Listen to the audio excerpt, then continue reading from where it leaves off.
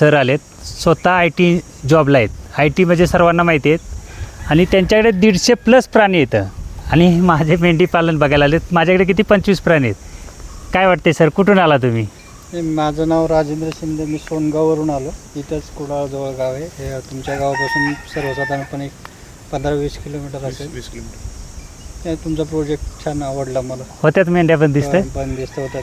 आता तोच आमचा विषय आहे. महत्त्वाचं म्हणजे आमच्याकडे क्वांटिटी आहे, पण होणाऱ्या पिल्लांची संख्या ही प्रत्येकी एक सिंगल असते. त्याच्यामुळे तो जो आहे रिटर्न उत्पन्नाचं जो प्रमाण आहे ते कमी आहे आणि त्याच्यामुळं सिंगल प्रमाण असल्यामुळं त्यांना तेवढं बंदिस्त करून मिळणारं उत्पन्न आणि खर्च हा जर बॅलन्स करायला गेलं तर ते मॅच होत बॅलन्स नाही होणार. त्याच्यामुळे आम्ही याच्याकडे आत्तापर्यंत विचार नाही केला की बाबा आपण बंदिस्त केलं तर होणारा खर्च जास्त होईल, उत्पन्न तेवढंच होईल. तर मग तो व्यवसाय न केलेला बरा. हां, अशी मेंटॅलिटी होती. आणि साहेबांचं 20 वर्षापासून मेंढी पालन आहे. हां, मेंढी पालन फिरसत आहे. फिर असती, पण कसं भीती लोकांना कधी वाटते, जोपर्यंत आपण डोळ्याने पाहत नाही तोपर्यंत लोकांना मनात भीती वाटते. आता तुम्हाला काय वाटतंय का? नाही, आता नाही, ते पॉसिबल आहे. बघितल्यानंतर शेळी पालन पण पॉसिबल आहे आणि मेंढी पालन पण पॉसिबल. बंदिस्त होऊ शकते ना? बंदिस्त होऊ शकते. आता तुम्ही आमचे प्राणी बघितलेत वर, हो. काय वाटतंय? प्राणी दोन पिल्लं येतात. हां, दोन पिल्लांचे आहे. आता तो एक दुसरा विषय आहे की त्याची जी जात आहे ती अवेलेबल होणं. जातीपेक्षा ह्यातला नर तुमच्या माद्यांना क्रॉस करा, तुमच्याही माद्या सेम नारीसवर्णमध्ये कन्वर्ट होणार. हो, पण त्या सध्या जवळ मिळत नाही तोपर्यंत हां, त्यातली जी काय फिमेल आहे त्याला त्यांना आपलं बंदिस्त करणे आणि त्याला कन्वर्ट करून आपलं नारीसवर्ण बनवणे. बरोबर. काही अडचण आली, तुमच्या पाचवड जवळ होमगाव आहे, तिथं पण आहे. गावाजवळच आमच्या खर्शी बसी आहे, गावाजवळ खर्शीमध्ये पण आहेत.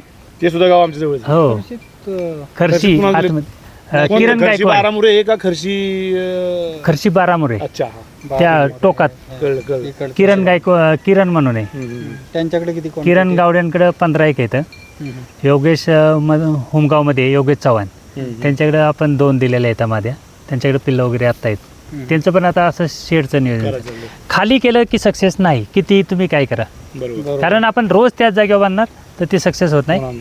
आता तुम्ही पण सांगितलं ना, पावसाळ्यात वजनाचा रेशो कमी येतो. नाही, क्वांटिटी तेवढी असली तरी तुमचं उत्पन्न तुम्ही 2 लाखाला उन्हाळ्याच्या दिवसामध्ये दिवाळीपासून जून महिन्यापर्यंत काढणारं उत्पन्न जरी क्वांटिटी तेवढी असेल 2 लाख ॲव्हरेज पकडलं तर तेवढीच क्वांटिटी तुमची पावसाळ्यात असेल तर तुम्हाला 1 लाखाचं उत्पन्न मिळणार.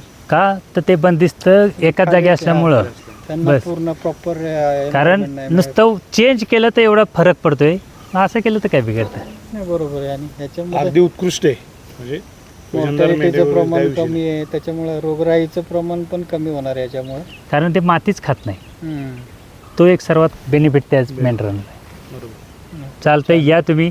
अजून तुम्हाला कुणाला अजून जरी कुठं पाहायचं असेल ना, माहिती दिल्याबद्दल. असं कोण माहिती जवळजवळ कुठल्या प्रोजेक्टवर गेलं तर असे एवढं आम्ही करत होतो की आता आम्ही एवढं उन्हाचं चाललोय. म्हणजे आता तुम्ही मिळताल का दुपारचं घरी माणूस ऐका नाही म्हणजे? नाही असतो आम्ही, त्याच्यामुळं काय नाही, असंच नाही. दुपारी फक्त विचार केला किंवा मी व्हिडिओ पाहिला, मी बी फक्त बघून यायचंय मला. नाही अजून म्हणजे भोरमध्ये सेम, चाकणमध्ये सेम, पारनेरमध्ये सेम, बीडमध्ये पण सेम, जालन्यामध्ये पण सेम, आपल्या अंडरमध्ये सगळं आहे. होय ना, सेम ते कन्सेप्ट.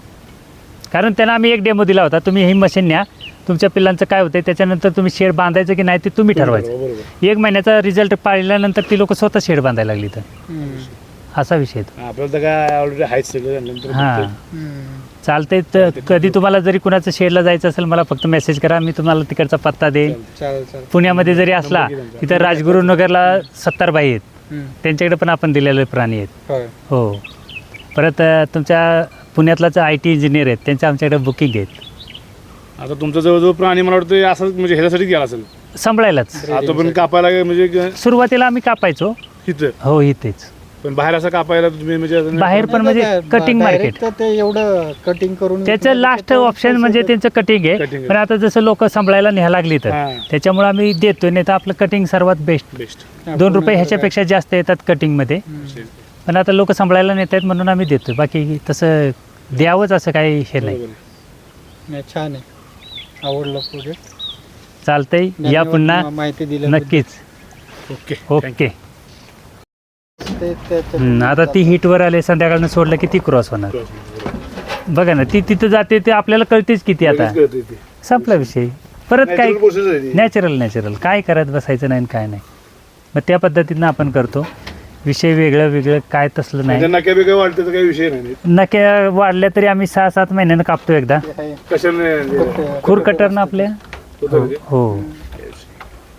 आणि हे असलं ना 5-6 शेडमध्ये की हे स्वतःच मादीला हुडकून काढतात हिटवर आलेले. 3 महिन्याच्या वर असला नाही हो, ते स्वतःच शोधतो. नेचर त्या पद्धतीनंच आहे. आणि जर अशी पिल्लं होत असतील 4 महिन्याची तर काय मग आपल्याला त्रास. 4 महिन्याचे 2-3 महिन्याची आमच्याकडे बी आमच्यावरती अशी वेळ येते की होणारी क्वांटिटी आहे ना तेवढ्यांचं त्यांची जोपासना व्हायला कंट्रोल. कारण की तुमची क्वांटिटी जास्त आहे ना, काम करायला मग त्यांच्यात जास्त ताण येतो, त्याच्यामुळे ती काढावी लागते. हा, मग आमच्याकडे ताणच येत नाही ना. हा महत्वाचा मुद्दा आहे. काय आपण जे काम ताण आला ना की कामाचा ताण आला की तो ते फ्रस्ट्रेशन सगळीकडे निघतं. मग तेच आहे. घरात निघणार दुसरीकडे निघणार काम आपलं कसं माहिती आहे? त्याच्यापेक्षा ते आपलं काम पॅशनेटली करता विषय असं होतं की एक पिल्लू होण्यासाठी आपण त्याचे 5 महिने सांभाळतो. फक्त हे त्याच्यात आपल्या गैरसोयीमुळं किंवा ते नियोजन प्रॉपर नसल्यामुळं ते पिल्लू वेळेच्या अगोदर काढावं लागतं. कारण आपलं कसं असतं की आपण पुढचा विचारच करत नाही. आमच्याकडे प्राण्यांची क्वांटिटी वाढली पाहिजे, पण बाबा ते त्यापेक्षा नियोजन जर असेल तर कमी तेवढंच निघणार आहे की. आता जर असलं नर जर झालं तर आणि असं मोठं करून विकलं तर 60-70 किलो तर एका वर्षाच्या आतमध्ये होतात. 8-9 महिन्याच्या मटणाला चांगले प्राणी असतात 8-9 महिन्यापर्यंतचे. काय बिघडते आपल्याला विकायला मग. आणि जर ह्यांना जर अजून चांगलं खुराक दिलं तर ते ह्याच्यापेक्षा होणारच आहे. बाकी ह्याच्यात वेगळं काय नाही. आता 30-40 क्वांटिटी होती पिल्लांची बारक्या. हां, 30-40 मध्ये आमच्याकडं त्यांना खाण्यासाठी फक्त आपलं भुईमुगाचे डाळे, ते सोयाबीन, मका आणि शेंगदाणा पेंड याच्यावरती आमचे दिवसभर घरी यायचे. आता ते दिवसभर घरी, रात्री फक्त त्यांच्या आयांजवळ नेऊन सोडायचे. 40 क्वांटिटी होती पिल्लांची. 40 क्वांटिटी त्यांची आणि प्लस करडांची जवळपास 20-25 होती. नाही आम्ही काय करतो 40 ते 60 क्वांटिटी आम्ही रोज सकाळी घरी घेऊन यायचं. दिवसभर ते घरी मस्तपैकी पाणी वगैरे खाणार पिणार आणि रती वगैरे खाऊन मग नंतर रात्री आयांजवळ राहणार नाही. एवढं सर्व करण्यापेक्षा करावं लागते ना. ते करावं लागते ना, कारण की त्यांच्या आयात तेवढं घरी सांभाळायचं आत्ताच्या कंडिशनला ते पॉसिबल नाही. ओके नव्हे, पण आपण एवढी तर मेहनत करतोयच ना. आणि ह्याच्यात काय थोडीशी मेहनत केली तर होणार आहे. मेहनत म्हणजे 10%च मेहनत आहे ते नियोजन असं लावलं तर. फक्त काय आहे, जे पहिल्यापासून करते ते, जसं आता तुम्ही सांगितलं ना आमचा पहिल्यापासून व्यवसाय, अशा लोकांना सांगायला गेलं की म्हणतात मेंढ्या बंदिस्त होत्यात का. हा, मग ते त्यांचा माइंडसेट झालाय ना. हो, मग त्याच्यामुळे तो विषय येतो, बाकी काय नाही. करायला गेलो काही होतं त्याचा विषय नाही.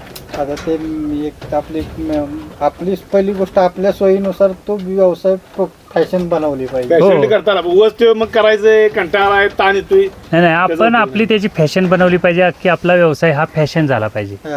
तर आपल्याला त्याचे आणि जीवाच्या पेक्षा जास्त रोज त्याच्यात तुम्हाला अडकून राहिला ना तुम्ही की मग तुम्हाला कंटाळा येणार, कुठं जाता येत नाही किंवा मग ते नाही मग तसलं माणसाचं हे पण चेंज होतं, स्वभाव म्हणा किंवा बाकी बाहेरच्या जगाची कनेक्टिव्हिटी पण कमी हो ना. आणि मग त्याच्यामुळे असं मार्गदर्शन किंवा माणूस त्यात राहिला तर मग बाहेरच्या जगाची कनेक्ट कसं राहणार. नाही राहू शकत. म्हणूनच संध्याकाळी 6 घरी आणतात, ते रतीत देणे, हे पेन पाजणे, त्यात जातो विषय.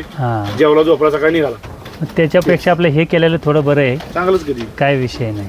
एकदा घेऊन येतो, बंधूंना घेऊन या, म्हणजे त्यांना आणला पाहिजे. त्याच्यावर ते येणार नाही, त्याला पटणार नाही गोष्टी. चल